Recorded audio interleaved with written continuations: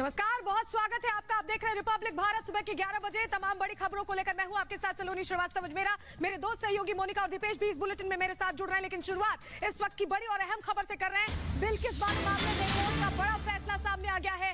11 दोषियों को बड़ा झटका लगा है। सुप्रीम कोर्ट ने रिहाई के आदेश पर रोक लगा दी है। रिहाई का निर्णय शिंदे सरकार लेगी, कोर्ट की तरफ से यह बात कही गई है। इस वक्त की बड़ी खबर, सबसे महत्वपूर्ण खबर, क्योंकि जिस तरह से राहत मिली थी गुजरात में और अब कोर्ट की तरफ से यह फैसला सुरक्षित रखा गया था। आपको बताएं, अक्टूबर में यह फैसला सुरक्षित रखा गया था 2023 में, और अब फैसला आ गया है। 11 दोषियों को झटका लगा है मोनिका। बिल्कुल, 11 दोषियों को झटका लगा और इसी फैसले का इंतजार सलोनी देखिए पूरा देश कर रहा था कि बिल्किस बानो को न्याय मिले। और सुप्रीम कोर्ट के फैसले का जिस तरीके से इंतजार हो रहा था, कहीं ना कहीं उम्मीदों पर देश देखिए वो फैसला पूरी तरीके से खरा उतरता नजर आया है।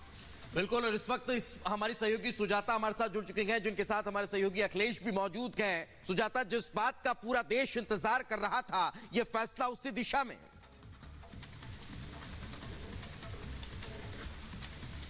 बिल्कुल, देखिए बिल्किस बानो और कई याचिकाकर्ताओं ने यही मांग की थी। सीआरपीसी की धारा 432 के तहत जो दोषी हैं उन्हें सजा माफी का या इस तरह की करुणा का अधिकार है, लेकिन जो आधार होना चाहिए वो न्यायोचित होना चाहिए। और यही फैसला सुप्रीम कोर्ट ने जानने की कोशिश की थी कि जो आपने फैसला लिया क्या वो न्यायोचित था, जो कारण आधार आपने बताए वो था। लेकिन जो फैसला लिया है वो टेक्निकल है। टेक्निकल इस तरह से कि गुजरात सरकार को यह फैसला लेने का अधिकार नहीं है, क्योंकि मामले की सुनवाई महाराष्ट्र में हुई थी, तो महाराष्ट्र सरकार फैसला लेगी।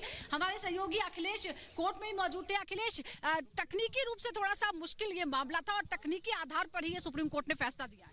हाँ बिल्कुल, तकनीकी रूप से, क्योंकि इसके सुनवाई के दौरान भी कई ऐसे सवाल उठे थे जिसको कोर्ट को हल करना बहुत जरूरी था, क्योंकि इसी में से एक कन्विक्ट इसके पहले आया था। जस्टिस अजय रस्तोगी की बेंच ने कहा था कि पुराने कानून के हिसाब से उनको रेमिशन दिया जा सकता है। इसी आधार पर गुजरात सरकार ने उनको रेमिशन दिया था। लेकिन सवाल ये उठता है कि सुप्रीम कोर्ट ने जब ट्रायल ट्रांसफर किया था, महाराष्ट्र में चला था ट्रायल, ये जितने भी थे ये महाराष्ट्र में उस दौरान जेलों में बंद थे, तो उसमें किसका चलेगा? और महाराष्ट्र का रिमिशन पॉलिसी साथ ये कहता है कि 25 साल तक नहीं छोड़ा जा सकता। बाद में ये जब संशोधन हुआ कि जो इतने हीनियस क्राइम है, गैंगरेप के क्राइम है, उसमें किसी को इस तरह से रिमिशन नहीं दिया जा सकता। लेकिन पुराना जो आदेश है उसमें 14 साल के बाद दिया जा सकता था। ये 15 साल से जेल में थे।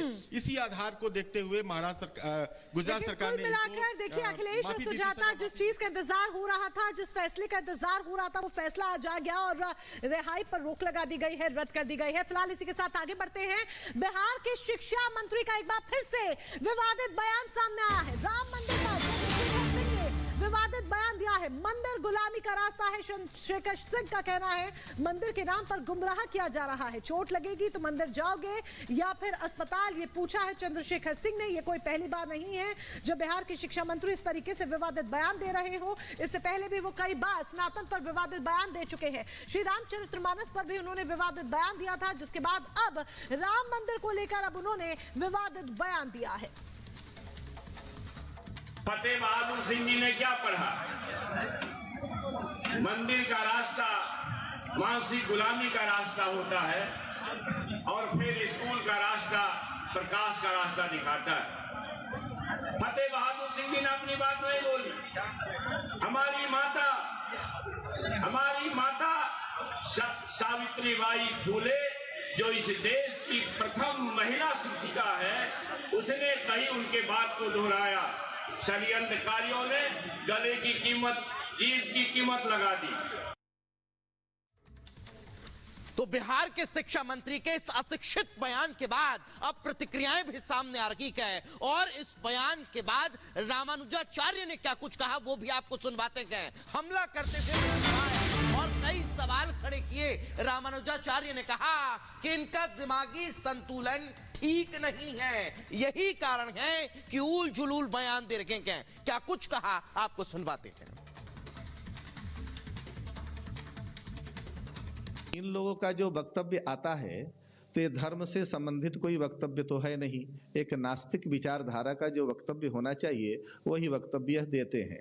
अब इनको वही विचारधारा अच्छी लगती है, जैसे हरिवंश राय जी ने लिखा, मंदिर मस्जिद बैर बढ़ाती और प्रेम बढ़ाती मधुशाला। इनको तो मधुशाला जाना चाहिए, हैं?